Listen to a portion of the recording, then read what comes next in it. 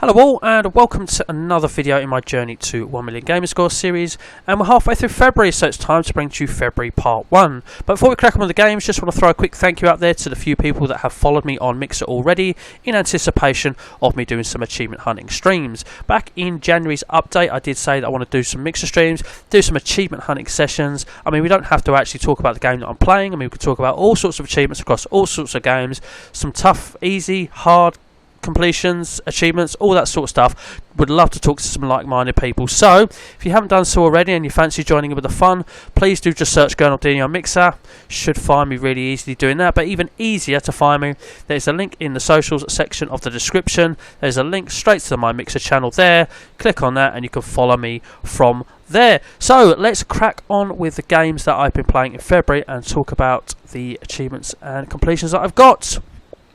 So February brought 7 completions, 3 of them being kinect completions, which means I do have my first kinect completion in the bag, and that was Michael Phelps' Push the Limit. Now, when I moved and had the room to actually have a kinect sensor that would function, I did have a handful of games, but I'd heard about this one, which I didn't own, being an easy completion. Now, it was only £1 in CEX, so I grabbed it, had it delivered, and popped it in as soon as it turned up, basically. So I'd heard it was an easy completion. I heard it would take around 5 to 6 hours. I heard correctly there. It literally did take me around about 5 to 6 hours.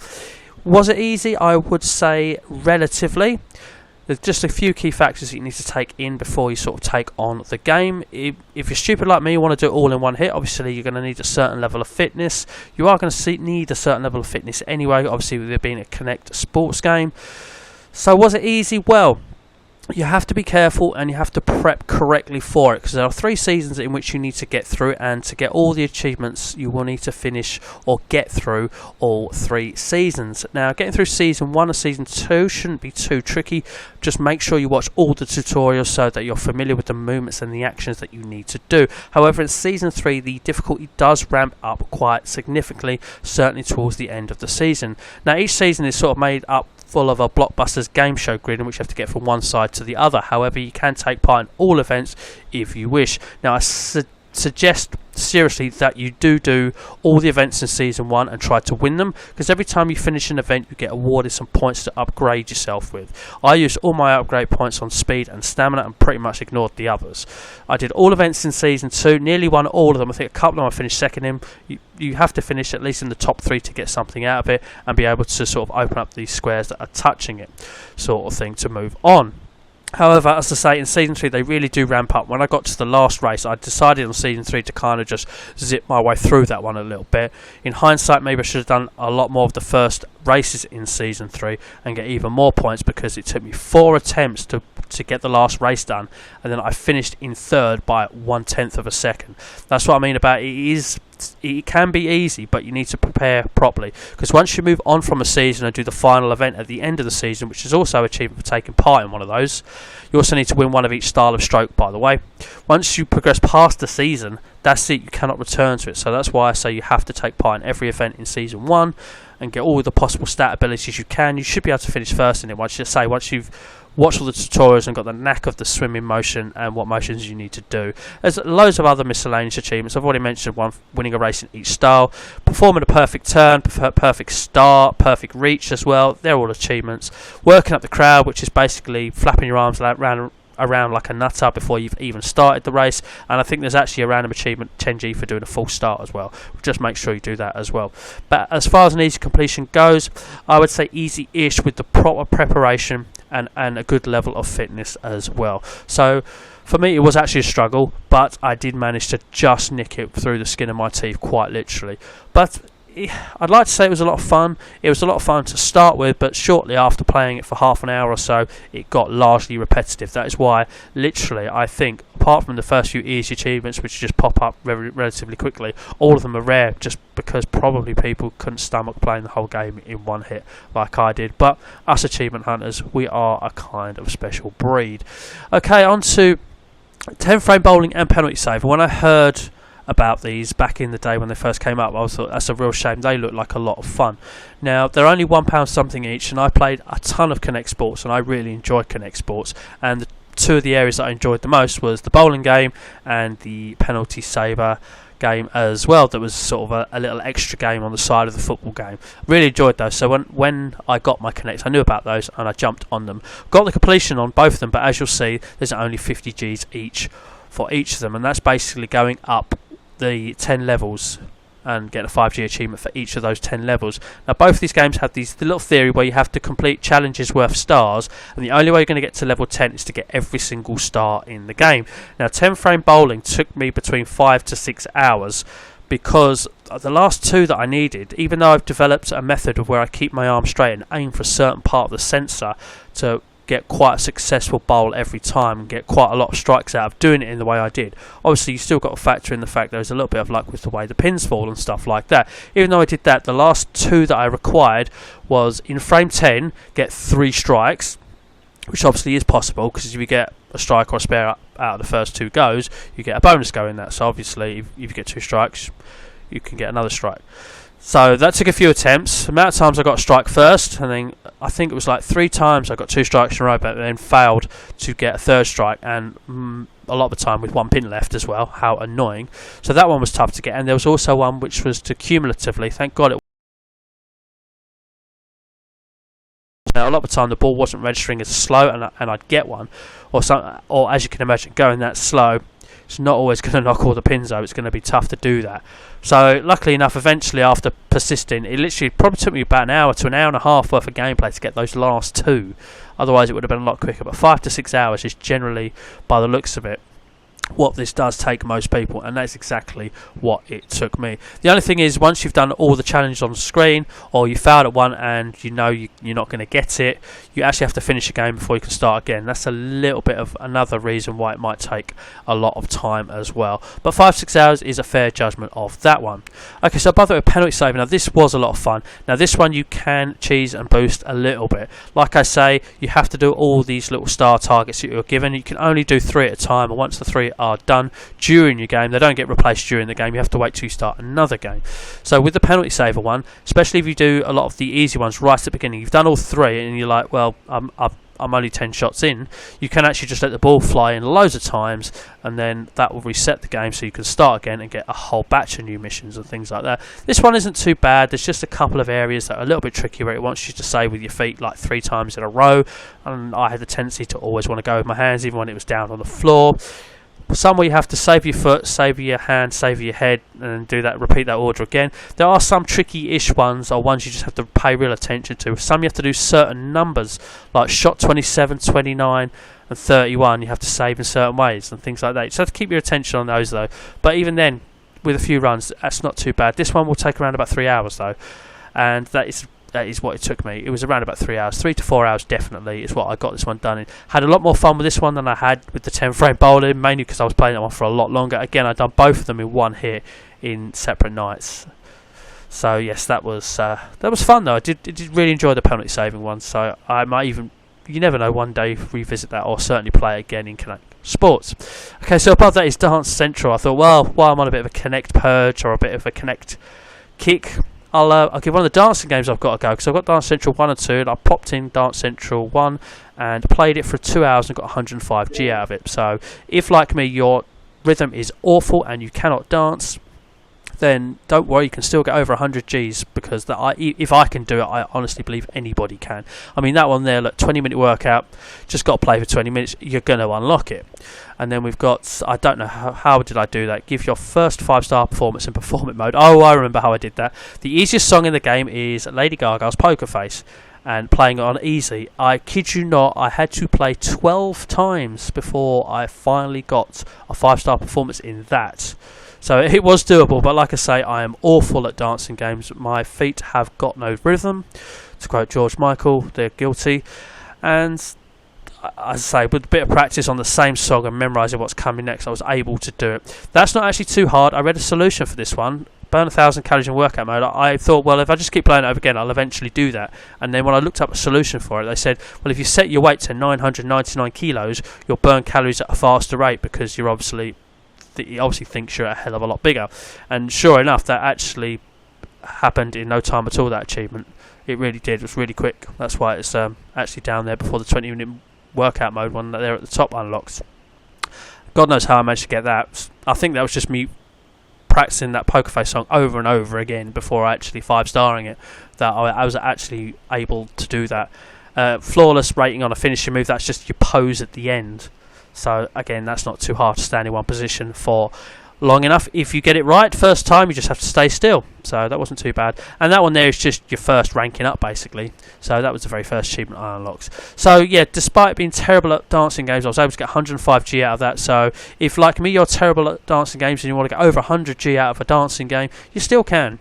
Okay, about that, I thought I'd give Sacred 3 a bash. And it's an isometric kind of hack and slash beat 'em up. It was a lot of fun. I played it for a couple of hours and all I'd done in that was level up. It's been guilty of being put aside to be returned and then being sidetracked by something else. In fact, it's sitting on my Xbox 360 right in front of me. What I have kind of ascertained from the achievement list is it's not going to be an easy completion, and there is a lot of multiplayer achievements tied to it because you can actually play with 4 players at once. It does ask you to do that a few times in many of the achievements. But I leveled up once, and I think if I could level up to level 10 on one character and do a few things, maybe even finishing the game will still get you a little bit of achievements, then I'll get a little bit more out of it. I will return to it, and that is why it's sat on top of the Xbox waiting to go, but just got the little 10G there out of that one for now, just for levelling up once when I was playing for a couple of hours.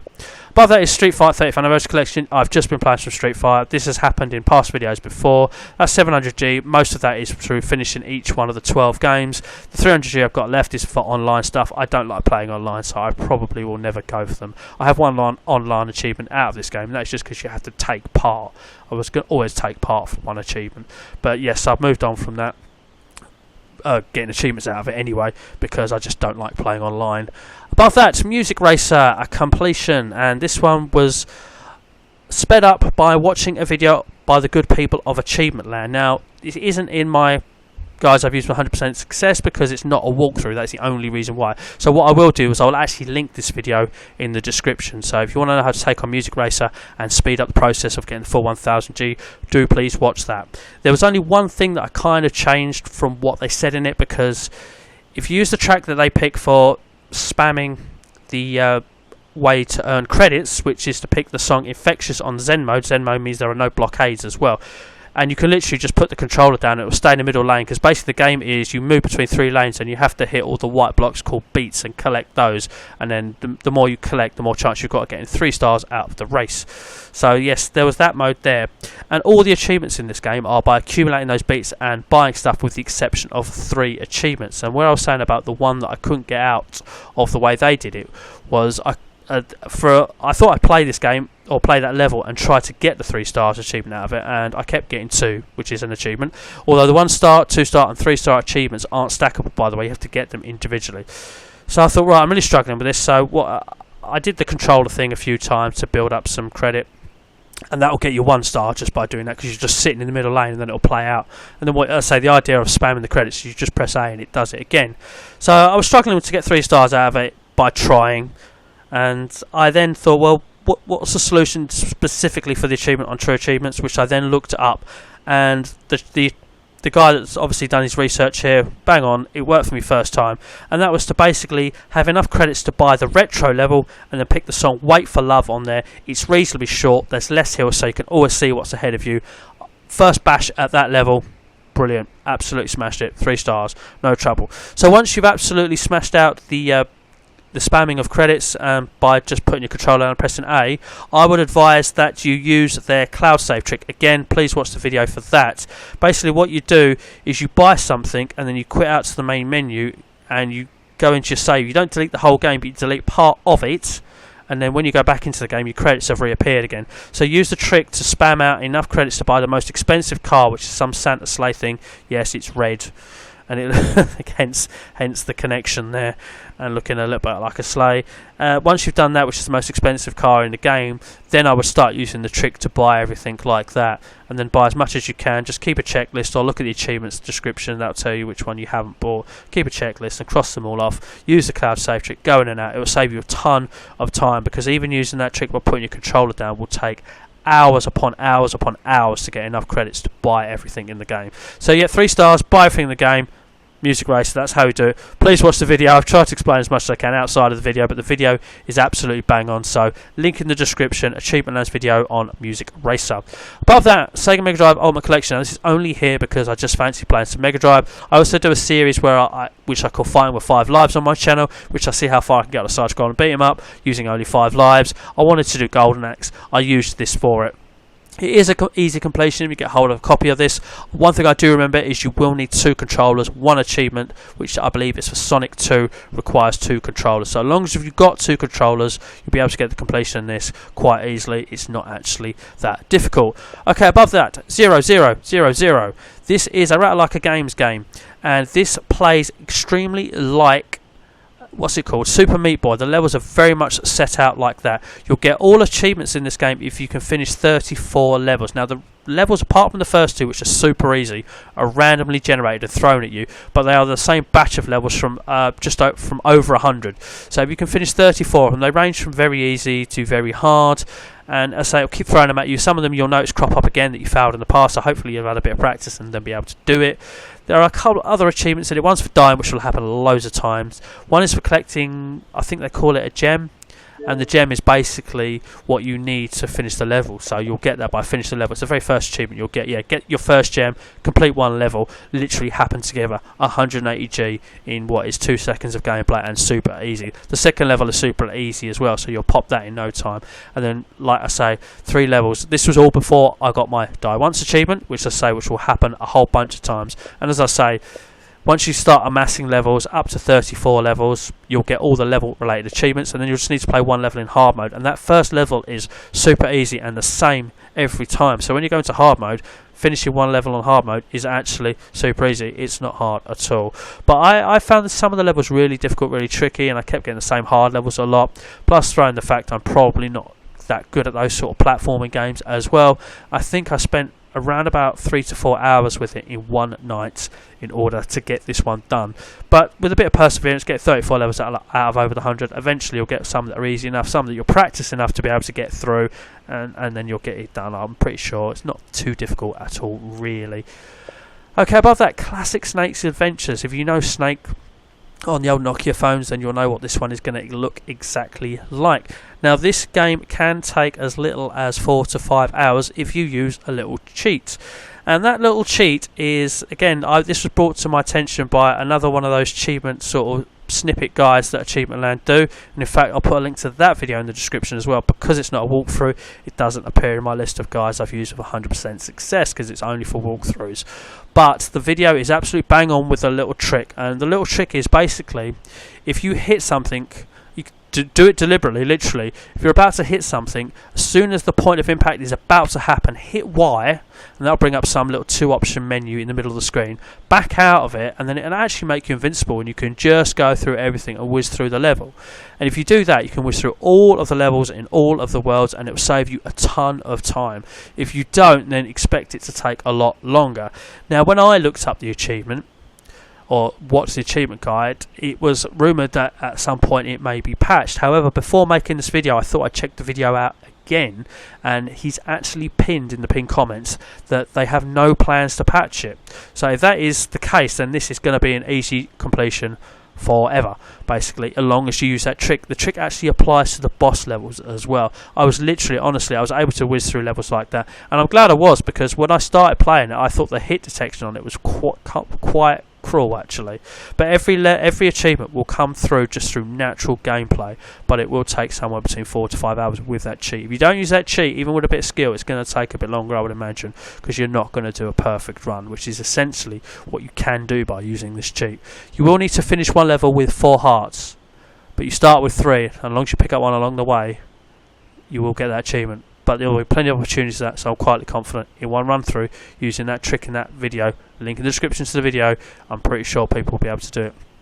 Bloodstained Ritual of the Night, I did actually unlock one achievement this month, and that was only because it ticked over into midnight on January 31st, and that was to beat the first level boss. I have played a little bit more of it, but as beautiful as this game is, and as good as this game is, and I know it's a good game, I'm not very into the Castlevania style of game.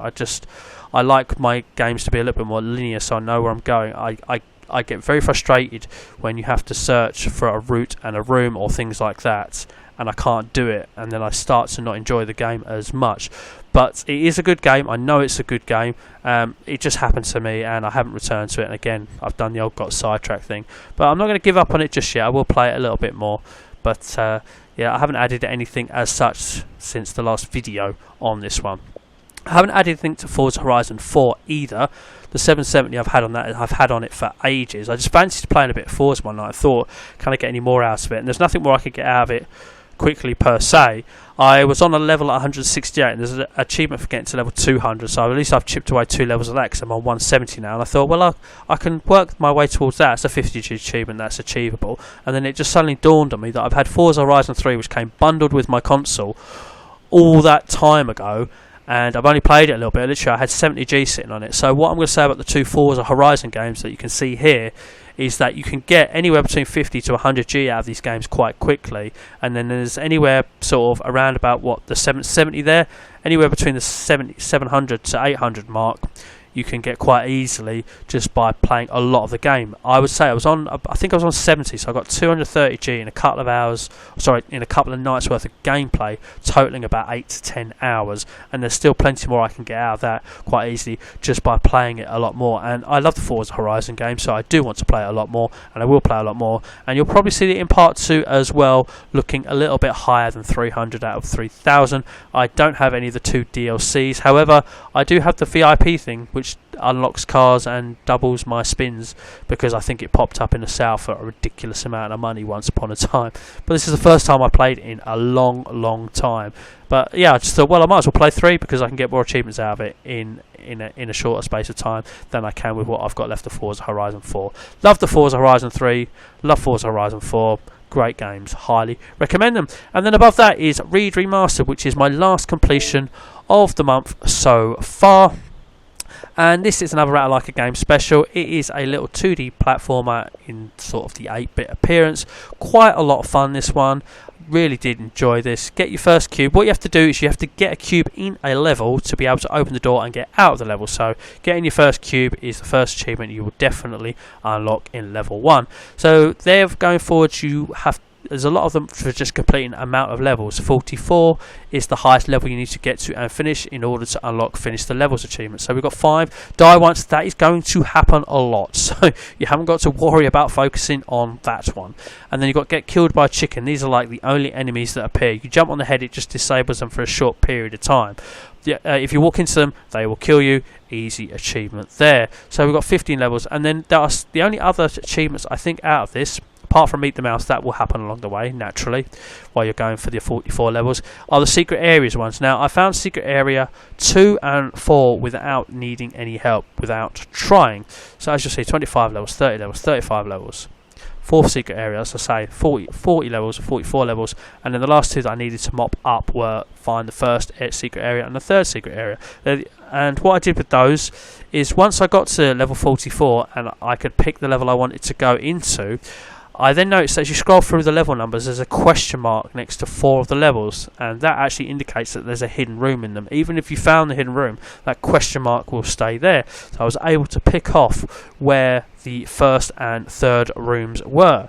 Now, if you want to keep along with the level numbers as you go along the game, I've written them down here for you. They are 8, 19, 27 and 40. Those 4 levels are the ones with the 4 secret rooms. Basically, jump into walls and explore well, then you might come across them naturally. If not, there are plenty of achievement guides on where to find these, plenty of walkthroughs on YouTube as well. I know of at least 3 or maybe even 4 of the channels that I've subscribed to that are achievement guide people that actually have done guides on this game, so you can easily pick up where the rooms are. And the description, even on True Achievements as well, is very good, because that's what I used to find hidden place number 3. Find the 3rd hidden area, because that one was a little bit tricky of the 3 to find. But as a completion, couple of hours, even if you're not that good at platform and a bit of trial error, a couple of levels were frustrating, but at the end of the day, just keep playing those levels, and with a bit of practice, I'm pretty sure even the most least skillful a platformer can get them done. So ladies and gentlemen, that is what I've picked up so far Gamerscore wise in the first half of February. As I say, please do follow us on Mixer. I'm really looking forward to giving that a try and giving that a bash and talking to like-minded people when it comes to achievement hunting. That is going to happen in March sometime. Watch out for the little video that does actually tell you the schedule that I'm going to be doing, because I want to do fixed days at fixed times so people know when to come along and at least catch some of them. Obviously there might be some randomly outside of the fixed stuff. I honestly wish I had over 1,000 subs just to unlock the social tab on YouTube, because then I could put up a little post advertising there, but sadly I don't. One day hopefully I will. So if you haven't, subscribe to the channel would really help there. So ladies and gentlemen, that just leaves me now to say thank you very much for watching, and as always, take care.